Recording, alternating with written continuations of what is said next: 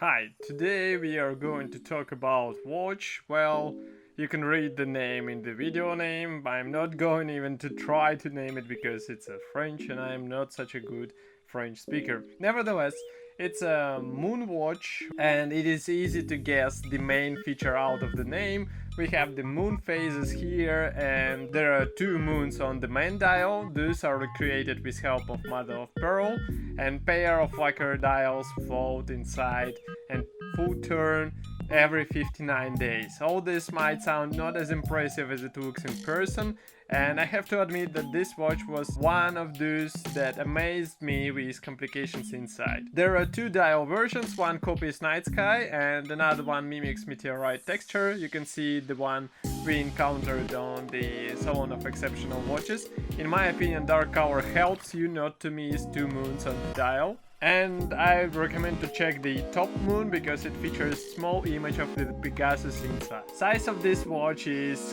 quite compact, I would say. It's 43mm with 17mm thickness, and it is important to note that here manufacturer used white gold, so that's a lot of gold to have on your wrist. Overall design looks quite reasonable, and I would say it is suitable for everyday use.